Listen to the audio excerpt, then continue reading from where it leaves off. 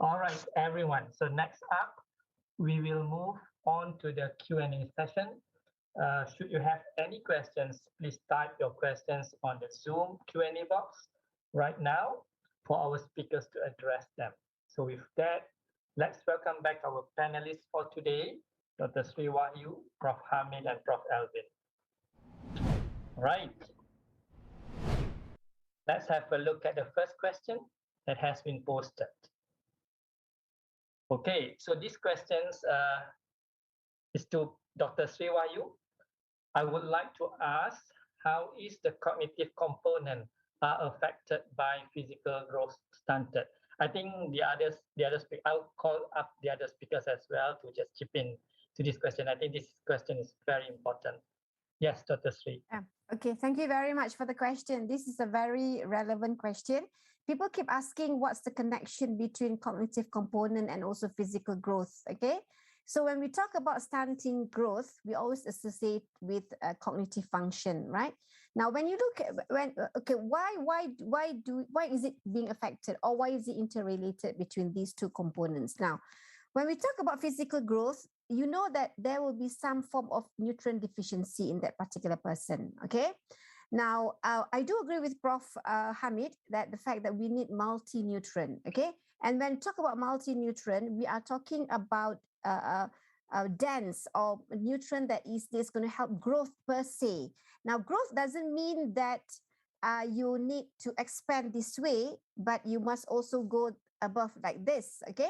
And when you are want to have a taller generation, then you need specified nutrients or minerals that can help into the length of the bone so that you can elongate, okay? You become a taller generation. Now, the thing is that when you are talking about these micronutrients, these are also components that will help into the brain development, okay? So when you talk about growth, you are talking about growth not just on physical growth, but also on the brain growth. And when you have an individual or the child that is stunted, you know definitely this child has got deficient in nutrients. And these nutrients are also important in the brain growth, all right? So that part itself lead to deficiency in the brain growth, and that will lead to deficiency in cognitive development and function. Now, that is per se on nutrients. Now, when you look at the psychological part, you have a child that is stunted compared to the peers, to the other children, then on its own, the child feels very low in terms of self-esteem. They don't get stimulated by the environmental factors. They get a little bit shunned as compared to other children. They don't venture around because they are smaller than the other kids. They have very poor confidence because of the stunted growth. Therefore, that itself doesn't make or doesn't stimulate the brain development.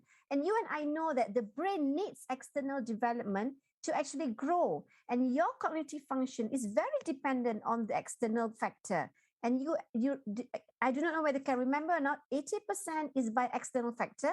And this 80% external factor is by means of nutrients. Now, this is a very important factor that you and I need to know. Now, 20% is on the genes, 80% by external factor. And this external factor is early nutrients, early nutrition. And this is going to help the development of the brain. And you and I know 1,000 days of life is very important to develop the brain, to make the brain grow. And when the brain grow well, the cognitive function is better. Now, the thing is that the nutrients that is needed to make the brain grow is also essential in the physical growth of a child. So this is very, very important. Okay? It's very interrelated to one another. Thank you, Dr. Sri, for the very comprehensive answer. Prof. Hamid, anything to add? No, I think she has covered everything. Yeah, I totally agree. I think that's very good. Thank you very much, Dr. Sri. I think let's move on to our second question. So this is for Prof. Hamid. This is about the picky eater. Yeah. So this is, I think, coming from a mother. I have a real experience of my own eldest child, 9-year-old girl, who have a slow physical growth, weight and height, always at the third center. She's really a picky eater. And how should we handle a picky eater? I think this will go on to Prof. Elvin as well. I think this is important. It's not just physical, but it's also behavioral. Yeah, Prof. Hamid first. Yes, Please. while you were reading the question, I have the thought of, I think Prof. Alvin should come in because you see, picky eater is not nutritional. It's sometimes like, for example, when you take anorexia nervosa, for example, anorexia nervosa, although it's related to food, but actually you see a psychologist to help you. It's a multidiscipline issue. It's not a single discipline issue. The nutritionist, dietitian can tell the parents how, one part of the story in terms of the type of food, how to make the food more fun and etc. But we cannot deny that it's a psychological element of handling picky eaters. But I don't think I have experience giving like half an hour lecture about picky eater. So I think for Q&A, it's more towards the parents. I think what I can say is the parents need to explore whatever means and opportunities that is possible. And only the parents know. It's not like I tell you and it will happen. So because the parents know the child the best, and you know how to handle the child. So I think this is best done in the clinic, not on webinar. Anyway, I'll pass to Dr. Elvin. Yes, Prof. Elvin. I really wait for this moment to listen about picky eater. Please. Put me in a hot seat. I totally agree with Prof. Hamid because, it is a multidisciplinary issue. I mean, there's no one single person, even a psychologist cannot tell you exactly what to do. So that's lesson number one.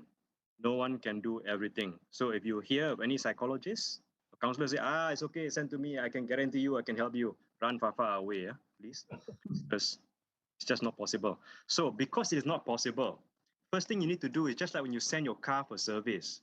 If you send your car for service and you tell the mechanic, my car sounds like gong, gong, gong, gong, gong. Why? The mechanic says, without checking your car, I know exactly what it is. You trust the mechanic or not? Not likely, isn't it? So same thing, child, even more complicated. Just 9-year-old child, slow physical growth, and also a picky eater. That's not much information to begin with. So what we need to do, and if you were to ask how to handle a picky eater child, I think there are quite a few other questions, same thing. Masalah bagi anak yang picky. Food susah untuk makan buah dan sayur. Apa nak buat? And quite a few picky eater questions. Like what Prof. Hamid said, we cannot give the answer straight away because we don't know the background. Picky eating what? Picky eating everything or just one thing? Is your child only drinking milk?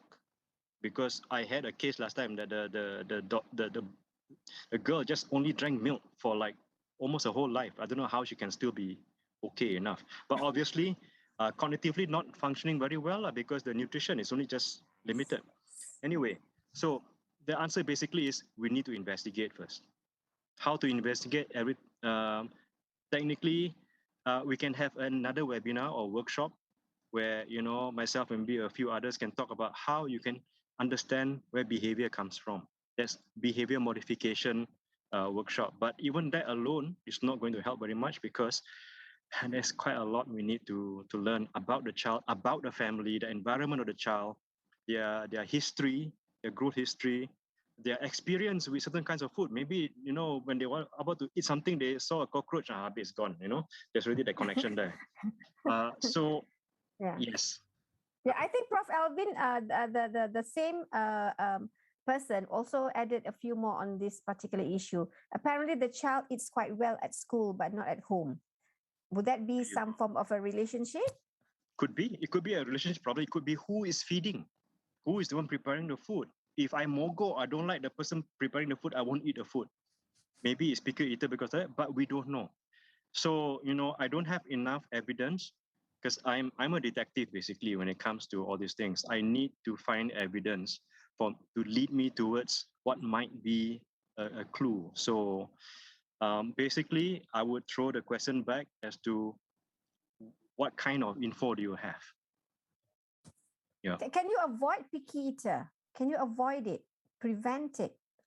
Oh, I think that's difficult. It's kind of like, going into a DNA and going towards precision medicine exactly before the child is born. You know, to design the child to not be a picky eater.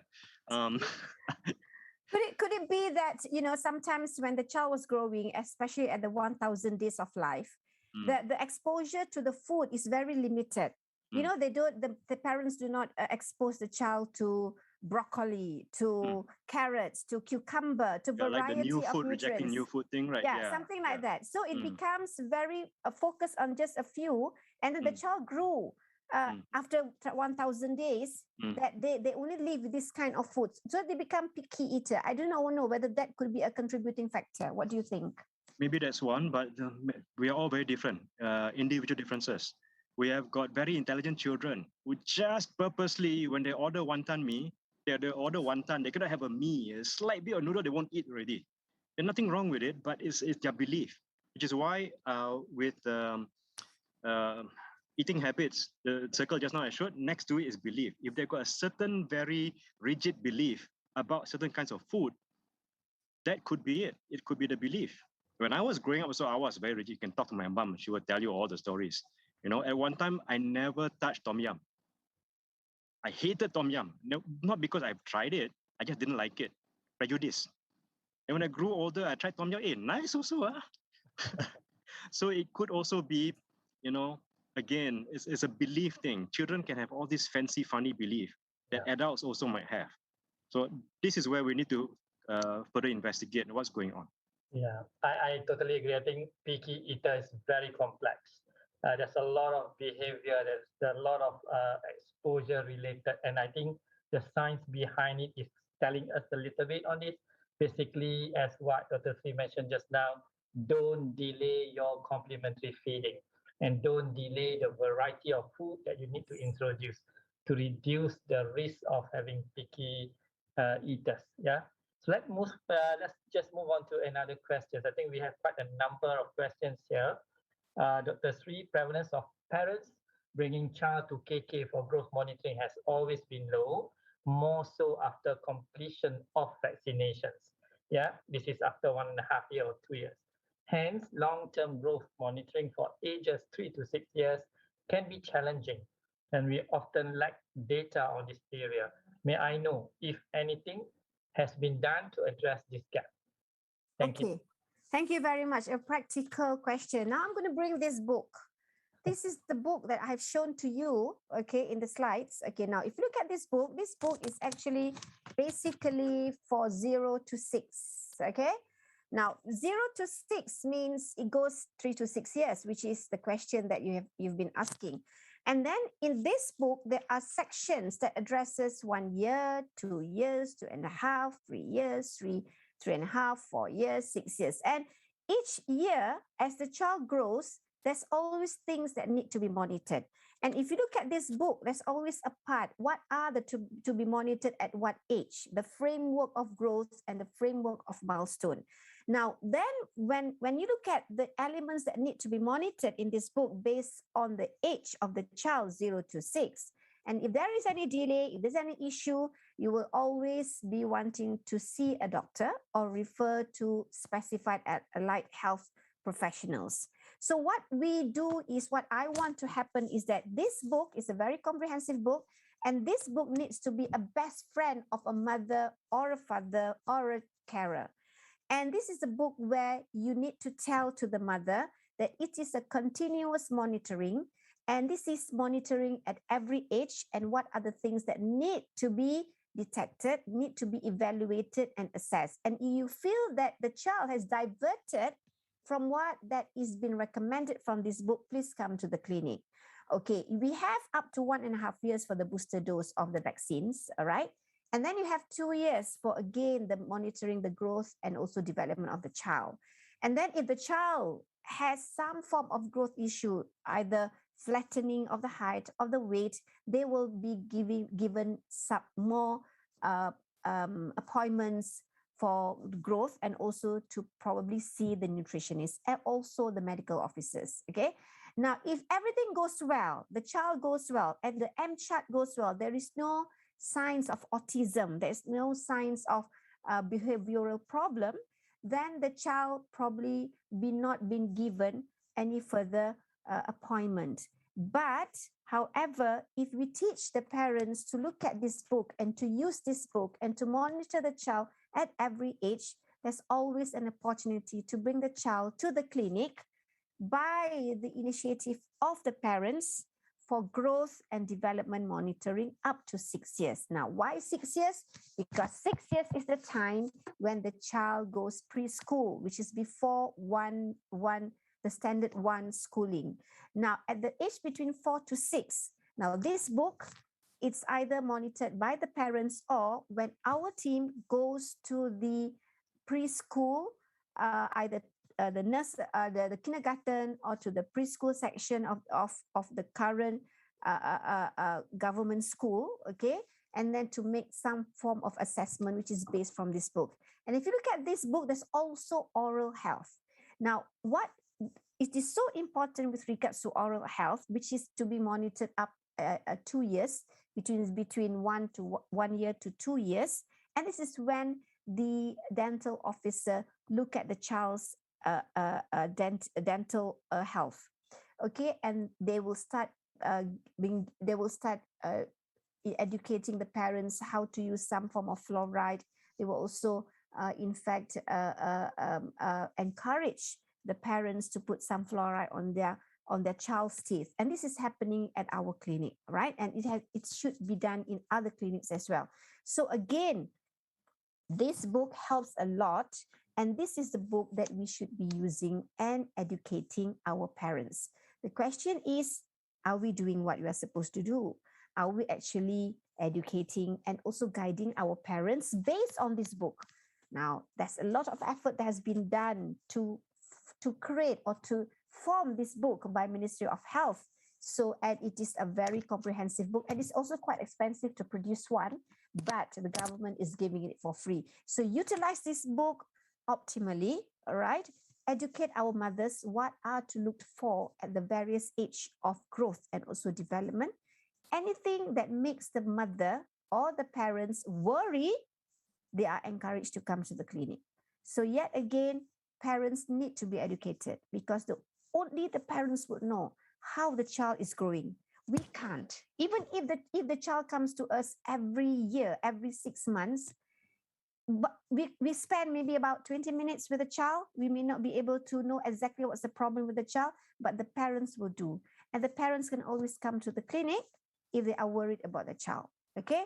So in other words, use this book, educate the parents on this book, and how to use this book, and how to monitor the child, and please come to the clinic whenever the parents feel unhappy about their child's growth.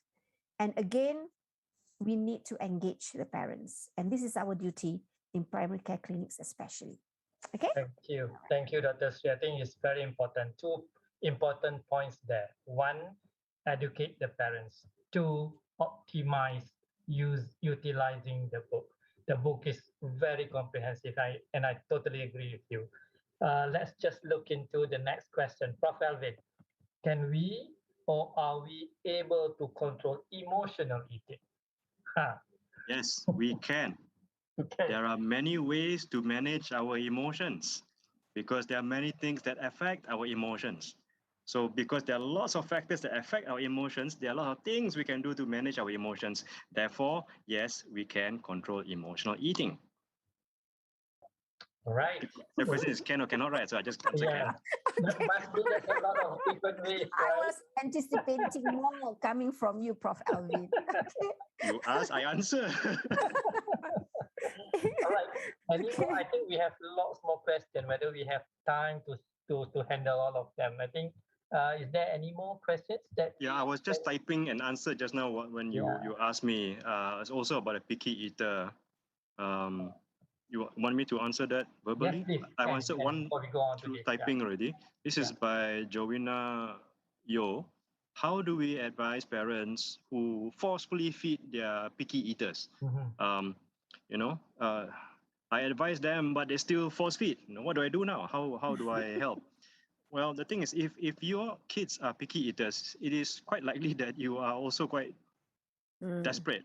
You are desperate, and you feel helpless. So you don't know what else to do. You force feed lah. And if you are desperate and people are telling you don't force feed, but I don't know what else to do, I force feed. And normally in that situation, as professionals, we tend to provide solutions like immediately because we are the problem solvers. But sometimes we don't hit the mark because we don't understand what's going on. And I was just typing to say that sometimes people who are desperate won't listen because emotionally they're blocking you off. They ask you for help and yet they're blocking you off. So just don't blame them because it can be very frustrating. I've experienced this when I was in clinical work. You tell, they don't listen. Apa lah, what's going on? What's wrong with you? But if you see where they're coming from, the desperation, this is where I find motivational interviewing very helpful. So go look at motivational interviewing. It can work. Basically, it's basically asking questions. This is the Colombo technique. Those of you who are old enough to know what Colombo or who Colombo is, yeah, Dr. Sri already laughing already. Shows your age. Shows my age also. It's being a detective who is like acting dumb. You're curious. It's like, okay, so you've tried force feeding. I'm wondering whether it works. Of course it doesn't work lah. That's why I come and ask you for help ma. So well, I was suggesting not to force feed, but you say no. So how? So it kind of brings up, okay, actually it really doesn't work, and I need something new, but I don't know what to do. Doctor, I'm asking you, what can I do? Do you have the answer? Chances are you don't. So, well, let's look for the answer. And my tactic usually is to bring in science communication. People get excited about science. I say, hey, look, I've got all this literature here. Let me translate it for you because it's all very technical kind of terms. It shows that if you force feed, you coerce, it doesn't work. What works would be you modeling, you providing, connection that is, pleasurable connection with the food that you want them to eat. Start small. Start, do all kinds of behavioral techniques. So it's kind of like smoking cessation. People know they should be to stop smoking, but sometimes they're not being asked the correct question. So yes, I would suggest go into motivational interviewing. One of you may want to invite some, fancy psychologists or psychiatrists, whoever who's good in motivational interviewing, and not just mental health workers. I mean, anyone. I mean, even dietitians can do motivational interviewing, but it's basically asking your way towards a solution. Yeah, I think I better shut up now. All right, Prof. Alvin, thank you very much. I think this is all very fancy words, very nice to look at that. I think there's a few more questions if we still have some questions here. I think Prof. Hamid, does stunted children need calorie-dense diet? Okay, thank you. I think the answer is no, because for stunted child, you need nutrient dense, not calorie dense. Yeah, this is two different concepts. Nutrient dense is a food that has most of the vitamin and mineral, but not very high in calorie. For example, milk is a good example. Fruit, vegetables is a good example. Calorie dense food, what will do, it will increase fat to the child. And for a stunted child to start being fat at that age is a disaster. Because if you remember the BMI formula, it calculates height or weight. So as the child grow older, by eating calorie dense food, you are increasing the risk of the child to become obese early and later in adulthood become an adult obese. So the answer is straightforward. Not calorie dense diet is wrong. Nutrient dense diet is correct. Thank you. Thanks, Prof. I mean, I think that's very important information because calorie does not equate nutrient. Yeah. So there was another question just now about what apps that we can use for growth and development. Because I think we have a number of modern parents who wants to have just a click of a phone or just a simple one, no more like putting in the dots on the growth chart, that kind of thing. So MPA has actually had endorsed what we call as growth journey. So you can just go to the app store and just type the growth journey. In that apps, basically what you need to do is to just take a picture, take a photo of your child standing. Basically, this should be children above 2 years old standing next to an adult. So once you take the photo of this a child and an adult, it straight away actually plot on the WHO growth chart, and you can actually track your child's height with using that growth journey app. However, we do not have the app for the developmental milestones yet, but I totally agree with Dr. Sri just now. In that book that you have, the blue and the pink book, you have all the chat, you have all those developmental milestone. Parents should be educated on that. Doctors should be telling parents to use that book so that any behavioral issues, any cognitive problems, any ASD or autism spectrum features uh, can be identified early so that early intervention can be done. So I think this is very important. I think we have a lot of questions. We do not really have enough time. I hope, we look back at all the questions and we'll try and see whether we can actually provide the answers in a different platform. Thank you very much to all of you for stay till the end. I can still see lots and lots of people here. So ladies and gentlemen, I think that's the only time that we have for the Q&A session. Thank you, Dr. Sriwayu, Prof. Hamid, and Prof. Alvin, for trying to answer all those questions. I know there's a lot more there, but we hope we can do it on a different platform. So let me just say this. Ladies and gentlemen, we hope you have gathered informative and practical insight. I can tell you that I do, and will be able to apply the knowledge and skills to your practice. So once again, we would like to thank all of our esteemed speakers for taking the time to share their thoughts and insights with us, and also to all of you. Thank you for your kind participation. And finally, a big thank you to the team at FrieslandCampina Institute for putting this incredible session together. So we appreciate if you could take some time to share with us your feedback for this webinar. Kindly fill up the evaluation form that will be sent to your email. So don't forget, this evaluation form will be emailed to you. So this will help us to continuously improve in the future webinar for your better learning experience. So lastly, for those who would like to receive the 1 CPD point from the Malaysian Medical Association, you will also need to fill in the form with your details. So with this, I will bring this webinar to a close. Thank you, and we hope to see you again next time. Take care and stay safe. Bye-bye.